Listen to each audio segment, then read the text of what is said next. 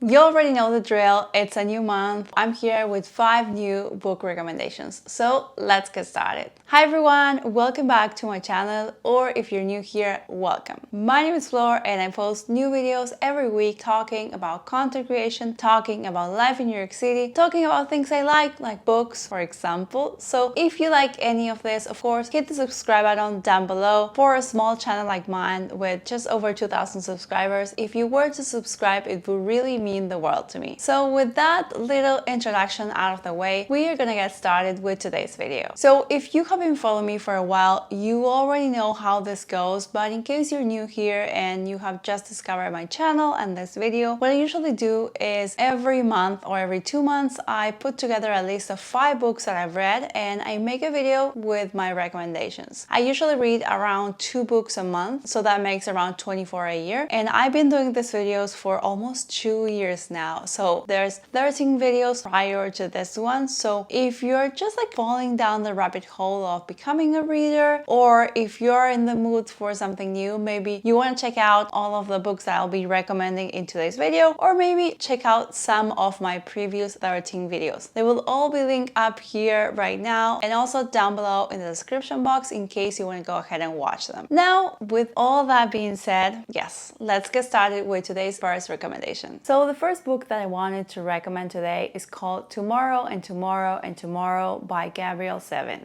I need to take like a deep breath before talking about this book. And I'm just gonna start by saying that this was my favorite book of 2022. So I don't think I'm gonna get emotional, but it holds like a big spot in my heart and in my like list of books that I've read. And I wanted to say that to begin with. So this book, I first heard about it, I would say around March or April of 2022. And I ended up reading it in September, October, when I was on our honeymoon or baby moon. So it took me a while, and I would say that's not usually the case. What's most common for me is that I find the book, I like the plot, and I read it like straight away. But then with this book and some others, like for example, The Invisible Life of Addie LaRue, I read the plot and I'm like, is this book for me? I don't know. Like honestly, I hate starting a book and then having to like leave it like in the middle of it. If I start something, I need to finish that. So when I read the plot of this book, I didn't feel like it was for me. You're gonna see that it's a lot about video games, and I'm not a person that is like a huge video game player. When I was a kid, I did not have any like game console, so I only like played video games in the computer that we share with my sister. And even though we did play some video games, our thing was most like Roller Coaster Tycoon or like SimCity or The Sims, and not like video games where you have to like follow a story where you're like a character and then you end up meeting people throughout the game that help you out, or you need to find things, or you need to kill people. I don't know. I've never played that kind of video game. So I was like, am I going to get this book, or is it going to be like really different and weird? And that's mostly why I kept postponing on reading it. And then I downloaded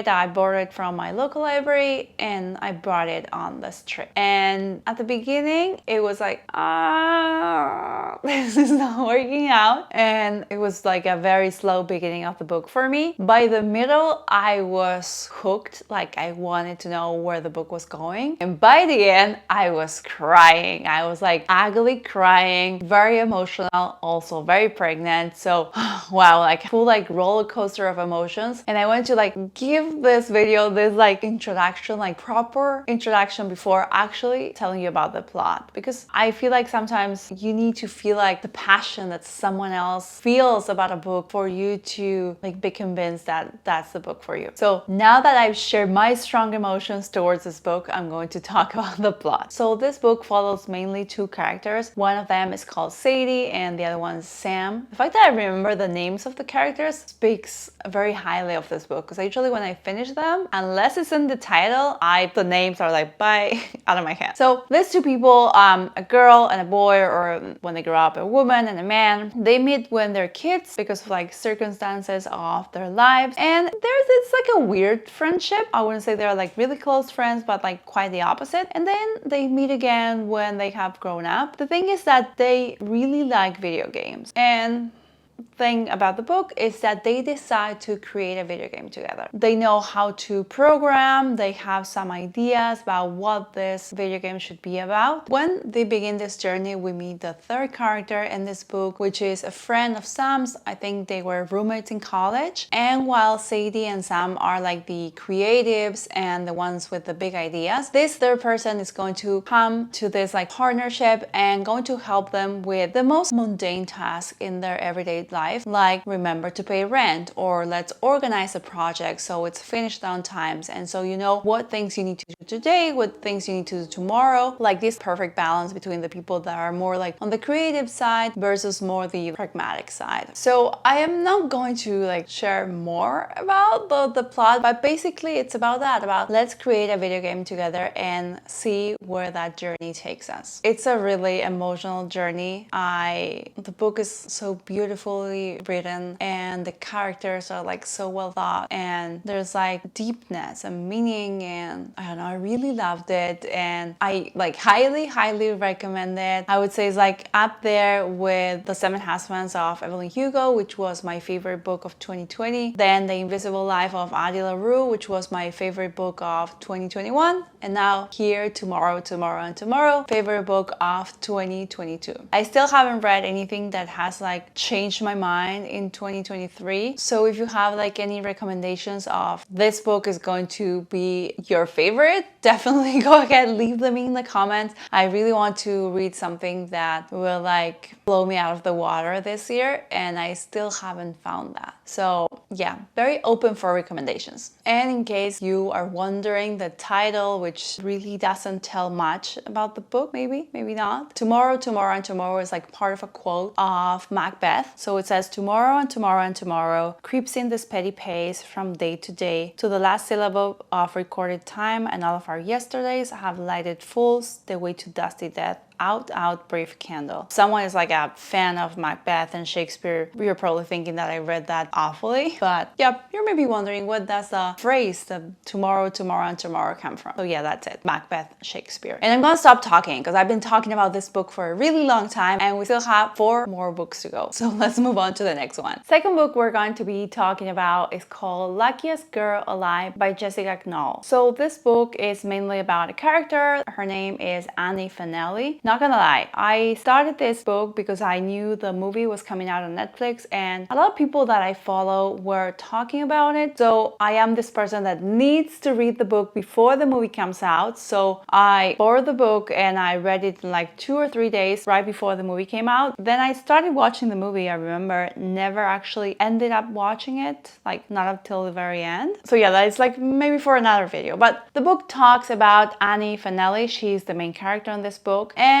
what I like from the book, different from the movie, is that in the book, you know that something really traumatic happened to her when she was a teenager. You don't know what that is. And as the book progresses, you find that it's not just one thing, but that many things, many hard, horrible things happened to her when she was a kid or a teenager going to school, and that in a way make her the person she is today. So I feel like the book does a better job at maintaining this mystery until the very end, even though you start like seeing like the cracks here and there and maybe realize what went down, whereas the movie kind of like gives it away from like the very like few minutes. So in that sense I prefer the book, but you know, I'm usually one for the books rather than the movies or the TV shows. And you see like this woman, Annie Fanelli, she's like a very like polished woman. She's going to get married to this like handsome, very rich man. She has a great job at a magazine here in New York, but it's like her inner voice is not calm. Her inner voice is like very different from her like outside personality, and you wonder what happened or what made her change or what went down in her life. She kind of like switch up her name to make it sound more, I don't know, more different, more unique, like less caring like her ethnicity. I don't know, it's a book that has like many different topics, but in general I would say that even though it's really hard at times themes and the topics that are discussed are really hard. I think it was well written and I recommend it. And now I'm going to do a pause and I'm going to do like a disclaimer about this book. If you want to go ahead and read it and you don't want to know this, that is like a disclaimer and kind of a spoiler at the same time, just keep like a few seconds. But the disclaimer that I wanted to do is that this book has topics of violence and topics of sexual abuse, which I know might not be for everyone. And at the same time, I recommend that if you read it and if you like it and enjoy the writing, that you read more about the author. The author based some of the things that she shares in the book and in the story of the main characters. Some of these things actually happened to her in real life, which is awful, but she managed to like get out of the situation, to move on with her life in a way, and to write this book and to be a survivor that shared her story. There's this article that she published a while after the book came out where she shared that she is basically the person in the book. So I will share that link to that article down below because I suggest you read it. It's heart-wrenching, but seeing that she based the main character in her life, I feel like it might be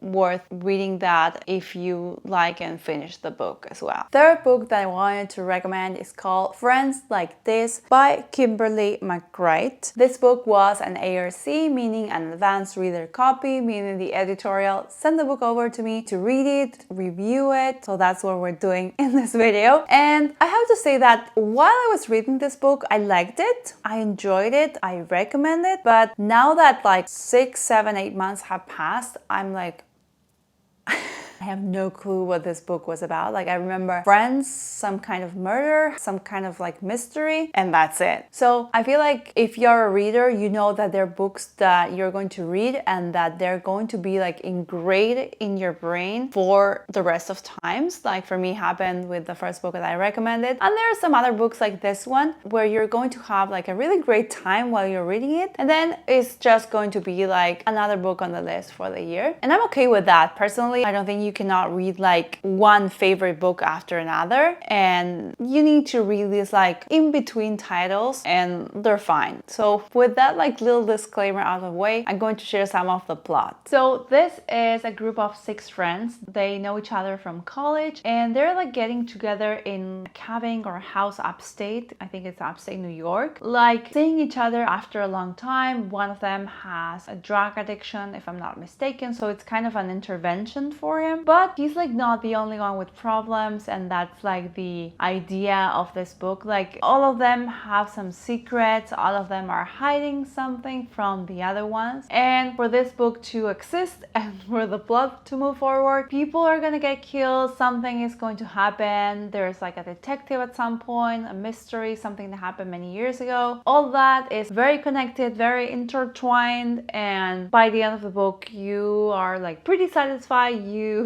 get to know what happened. And again, I feel like it's a great book to like read if you're going away to the beach or read during the weekend. Something like very light. I wouldn't say funny because it's like more like murder mystery, but it's like something very, very casual and a book that I would basically like recommend to anyone. I had like a hard copy of this one, but I gave it to my mom, so I cannot like show it right now. But yeah, it's something, they're books that are like harder, like the topics they talk about that I would not recommend to anyone. This one, definitely people pleaser. I think you're going to like it if you like anything about who did it, mysteries, secrets, and all that. So the fourth book that I wanted to recommend is called Carrie Soto is Back, and this one is by Taylor Jenkins Reid. So if you have been following me for a while and watching my book recommendations, you know I'm a huge fan of Taylor Jenkins Reid. Like I truly admire her. I have shared this before, but I've always wanted to be a writer. That's like a dream that's still like pending. And honestly, the kind of book that Taylor Jenkins Reid writes, the novels she produces and the characters and the plot, that is like my dream. Like to be able to write as she writes, to be able to create these storylines, create this like worlds as she does. So I really admire her. That's something that I wanted to note. If you have read other books like Evelyn Hugo or Daisy Jones and the 6 or Malibu Rising, you know that she has created this like parallel world, our world, but it's not exactly like the people that live in it. So Evelyn Hugo was like a big like movie star in like the 60s and 70s, if I'm not mistaken. And then the band in Daisy Jones and the Six, also like a huge band around that same time. And then you have in Malibu Rising a group of brothers and sisters, and they're the sons and daughters of a character that's in one of the other books. So it's like everything's like really connected in this like world that she created. And Carrie Soto, I feel like, is kind of connected, but not as much. Carrie Soto, the main character, she is at tennis. She's a woman that currently holds the record for having won the most like Grand Slams of all time in the women tennis. And here comes this other woman that suddenly wins one more Grand Slam, and now they're tied. They have the same amount of tournaments won. So Carrie Soto is like, I'm going back to the courts, I'm gonna win this, I'm going to win like one more tournament so I can again be the one that has won the most and therefore the best female tennis player of all times. I think there's definitely like some inspiration in the life of Serena Wilson, as there is like some inspiration in the other characters that Taylor Jenkins Reid had written about. And Carrie Soto goes back to her father. Her father was the one that trained her. That's why I say the similarities with Serena's life. And her father is maybe in a way convinced that her daughter can be the best, and in some other ways like very skeptical because she has not been playing for quite a while. And I've never been a person that's really great at sports, but you know, it takes a lot of time, takes a lot of effort, takes a lot of like blood and sweat and tears. And the question is like, is she really like willing to give up her life in order to do this? And all the hardships like she encounters, like people talking like bad things about her, people not trusting that she can do this. I would probably say that out of the 4 books that I read by Taylor Jenkins Reid, this is my least favorite. Evelyn Hugo, definitely my most favorite one. Then I would say probably Daisy Jones and the Six, then Malibu Rising, and this one would be the last. There's a lot of tennis and I'm not great at tennis, so I was like, I don't know what's going on. Like a lot of like scores and things that you might need to know about, like how matches work. I had to like Google a bit of that. I'm not proud, but at least I know more about tennis now. And I think that up until like the middle of the book, I was not quite convinced that this was the book for me. And even though like being a huge Taylor Jenkins Reid fan, I was kind of like not sure. But then there's like a twist at the end, and I knew people were like shedding tears about the book, and I was like, I'm not gonna shed a tear. I probably shed one because of like things that happened, but I think overall I would say that now that I've finished it and now that I know what the book is about, I would say it's really good. Again, maybe not my favorite from this author, but a really lovely book, a really heartwarming book. Like the relationship between the father and the daughter is really nice. I think they're originally from Argentina, like the father is from Argentina. Argentina represent. And she's actually named Carolina, not Carrie. But yeah, that's for like the edit in black and white in the video when I put this together. So overall, good book. I would recommend it. Go ahead, read it, then let me know what you think. And if you haven't read anything by Taylor Jenkins Reid by now, do yourself a favor. Go pick up her book. She's great. She's amazing. She wants to be like my mentor or my friend when it comes to writing. I would love that. I don't know. Send the link to her Twitter account or something so she can be like my BFB, best book friend. That was like BBF, whatever. You get the point. Let's move on to the next book. So the last book that I wanted to recommend is called The Perfect Marriage by Jeneva Rose. So I always try to stay true to what I read, and I review every single book that I read, even if I didn't like them. This one is one that I kind of like hate Reddit, you know, like people that hate follow people, meaning you kind of hate that person, but you actually follow them on social. For me, I was reading this book and just waiting for it to be good, to have like a really great twist, to be, I don't know, witty or smart or like catch me by surprise, something like that. That didn't happen. When I finished this one, I kind of hated it. I'm sorry. I'm sure the author is a great person and a great writer. I just did not like this book, and I don't think that the plot is really that good, but so